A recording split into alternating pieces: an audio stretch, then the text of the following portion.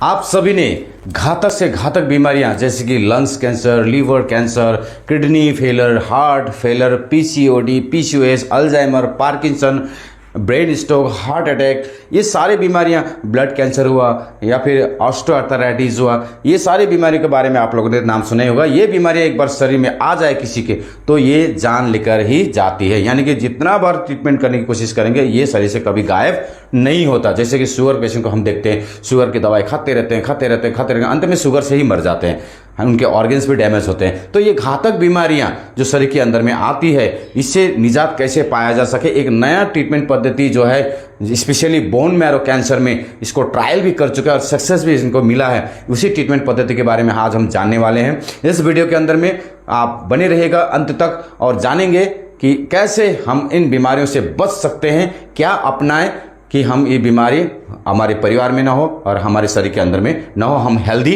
रह सके। बहुत सारे ट्रीटमेंट तो ऑलरेडी है, जैसे केमोथेरेपी, रेडिएशन, ये भी है, ऑर्गन ट्रांसप्लांट तक भी हमारे पास अवेलेबल है। लेकिन डोनर ना मिलने के खंड में क्या किया जा सकता है, कौन सा ट्रीटमेंट अपनाएं जिससे रोगियों को बचा जा सके। सो आइए जानते हैं। मेरा नाम है प्राणदीप लोन, एक सर्टिफाइड न्यूट्रिशनिस्ट, पिछले 5 साल से न्यूट्रिशन और डिसीज के ऊपर स्टडी और प्रैक्टिस करता आया हूं। सो जानते हैं ये नया पद्धति जिसके बारे में इस वीडियो में मैं बताने वाला हूं कि क्या है, जिसे दिल्ली हाई कोर्ट ने भी पिछले साल 2 बच्चों को बचाने के लिए परमिट दिया था इस ट्रीटमेंट को। तो इस ट्रीटमेंट का नाम है स्टेम सेल थेरेपी या फिर स्टेम सेल ट्रांसप्लांट। जैसे कि आपको पता है हमारे जो शरीर हैं, हमारे शरीर ट्रिलियंस ऑफ सेल्स से बना है। ये ट्रिलियंस ऑफ सेल्स कहां से आया, कैसे हमारे शरीर का निर्माण हुआ, चलिए इसको पहले से समझते हैं। क्या है ये स्टेम सेल्स? स्टेम सेल्स का अर्थ है मूल कोशिका, वो ओरिजिन ऑफ द सेल, माने हमारे शरीर जहां से बना है। जैसे कि जब हमारे किसी पुरुष के शुक्राणु किसी महिला के अंडा से मिलता है तो एक सेल बनता है जिसको भ्रूण कहा जाता है, भ्रूण, एम्ब्रॉय जिसको इंग्लिश में बोलते हैं या फिर जायगोट भी बोलते हैं। तो एक सेल का निर्माण होता है सबसे पहले 3 या 4 डेज या 2 डेज में एक सेल का निर्माण होता है। ये सेल जो मूल सेल जिसको बोलते हैं, इसी को बोलते हैं स्टेम सेल। ये है स्टेम सेल यानी कि मूल कोशिका या फिर इसको हम मदर सेल भी कह सकते हैं, मदर सेल, क्योंकि मदर सेल ही तो डॉटर सेल बनाती है।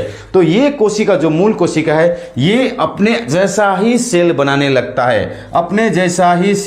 लगता है, जिससे कि एक संरचना, एक स्ट्रक्चर बन जाता है हमारे ऑर्गेन का, क्योंकि हमारे ऑर्गेन जो है लाखों सेल से मिलकर बना हुआ है। तो सेल जो है छोटी इकाई है, तो सेल से ही ये स्टेम सेल जो मूल कोशिका है यही रीजनरेट कर करके नए सेल बना के फिर ऑर्गेन को, एक बच्चे को बड़ा करते रहता है, 9 महीने तक वो बड़ा करते रहता है। तो स्टेम सेल्स वो सेल है जो शरीर बनाता है। स्टेम सेल्स वो सेल्स है, एक बीज है ना, एक पेड़ में जब बीज लगाते हैं तो बीज से पेड़ बनता है, तो उसके अंदर भी एक स्टेम सेल्स होता है। तो मूल कोशिका यानी कि द ओरिजिन, इसको बोलते हैं origin of the human body. So stem cell क्या है? मूल कोशिका। तो इसका काम क्या है? इसका काम है नए सेल्स को प्रोड्यूस करना, नए सेल्स को रेप्लिकेट करना, अपने जैसे बनाना। तो ये स्टेम सेल्स करता है।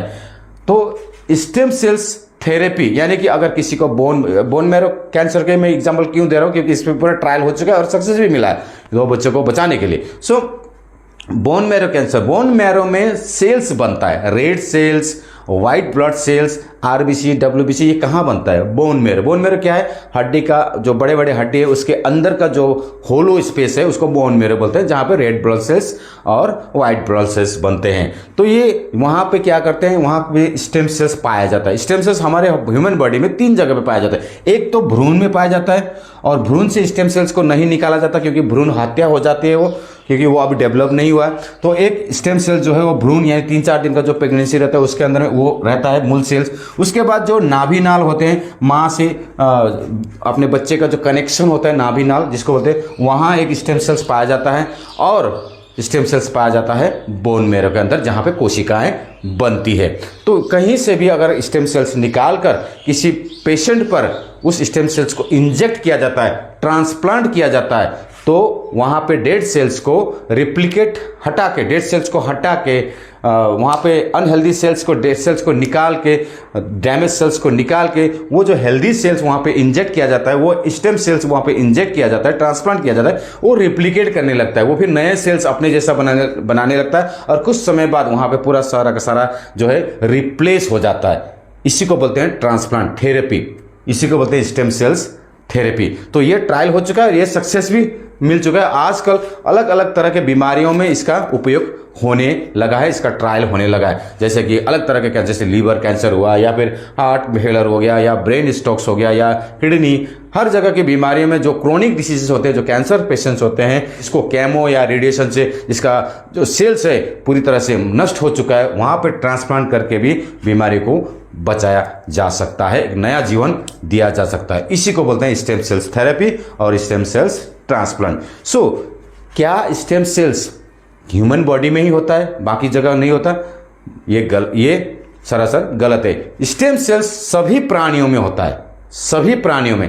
ह्यूमन में होता है, एनिमल्स में भी होता है, क्योंकि एनिमल्स भी एक छोटे बच्चे से ग्रो होता है। अंडों में होता है, अंडा में होता है क्योंकि अंडा में ही बच्चा बनता है, तो उसके अंदर भी होता है। स्टेम सेल्स प्लांट में भी होता है, क्योंकि एक बीज जब लगाते हैं तब जाके एक पौधा बनता है और वो पौधा भी एक फल देता है, फिर उसके अंदर भी बीज होता है, यानी वहां पर भी स्टेम सेल्स होता है। रीजन तभी तो फल बड़ा होता है ना। फल कैसे बड़ा होता है, ग्रो होता है कैसे, वो रीजेनेट करके ही बड़ा होता है। एक छोटा सा फल बड़ा कैसे होता है, खरबूजा कैसे बनता है, कटहल कैसे बनता है, पपीता कैसे बनता है, वो एक छोटा सा जो स्टेम सेल्स है, उसका मूल सेल्स है, मूल कोशिका है, वो रीजनेट करके उसको बड़ा करता है।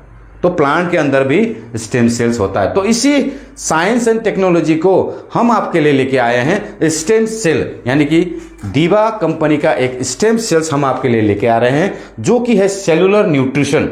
ये दीवा स्टेम सेल्स एक सेलुलर न्यूट्रिशन सप्लीमेंट है। ये प्लांट बेस में है, प्लांट का ही इसमें स्टेम सेल्स है। ग्रीन एप्पल स्टेम सेल्स है, जिसको बनाया है मलेशिया की एक मल्टीनेशनल कंपनी ने। पिछले 2 साल से ये लगभग 45 कंट्रियों में बाजार में अवेलेबल है।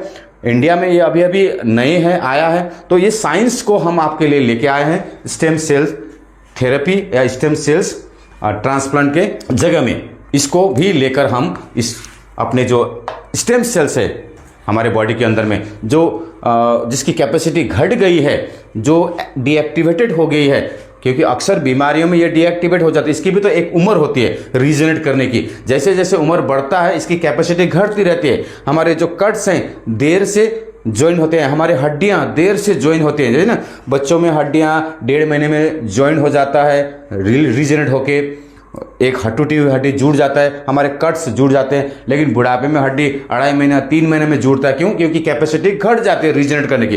तो इसको एक्टिवेट करने के लिए हमें एक न्यूट्रिशन पावर चाहिए, जो हमें स्टेम सेल्स के थ्रू मिल जाता है। तो ये स्टेम सेल्स है, एक पावरफुल एंटीऑक्सीडेंट इसके अंदर में है, करक्यूमिन है, ग्रेप्सिड एक्सट्रैक्ट है, आपको यहाँ पे और भी बाकी सारे जैसे एक्वामिन हो गया, गैनोडर्मा हो गया, इसके बाद जिनसेन हो गया, ये बहुत सारे और भी 24 इसमें एंटीऑक्सीडेंट प्रॉपर्टी है, मल्टीविटामिन हैं, मिनरल्स हैं, कैल्शियम है। ये सारे जो है हमारे जितने भी शरीर में कमियां हैं उसको पूरा करने में काफ़ी मदद करेगा। और हमारे जो स्टेम सेल जो सक्रिय नहीं है, काम करने की कैपेसिटी घट चुके, उसको डीएक्टिवेट से एक्टिवेट करने में मदद करेगा।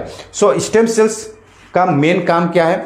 सबसे पहला, जब हम स्टेम सेल्स लेते हैं, ओरली लेते हैं, तब उसका मेन काम होता है हमारे जो डेड सेल है उसको रिप्लेस करना, नए सेल्स को, हेल्दी सेल्स को बनाना, डेड सेल को रिप्लेस करके उस ऑर्गेन को एक नए जीवन देना, ताकि वो ऑर्गन ठीक से काम कर सके। और ऑर्गन काम करेगा तो हमारा शरीर भी अच्छा हेल्दी रहेगा। जैसे कि मान लीजिए एक आपका गाड़ी है, गाड़ी खराब हो चुका है तो उसका हम पार्ट्स बदल देते हैं। पार्ट्स बदलने से फिर वो एक अच्छे से फिर मूवमेंट करने लगेगा। तो हमारे तो बॉडी का पार्ट्स तो हम बदल नहीं सकते, तो हमें क्या करना पड़ेगा, उसके जो पावर हैं उसी को ही यूटिलाइज करना है एक न्यूट्रिशन के थ्रू सेलुलर न्यूट्रिशन जो हम आपके लिए लेके आए हैं, ये दीवा स्टेम सेल्स। सो ये एक पावरफुल एंटीऑक्सीडेंट भी है। तो स्टेम सेल्स का मेन काम क्या हुआ? सेल को रिजेनरेट करना।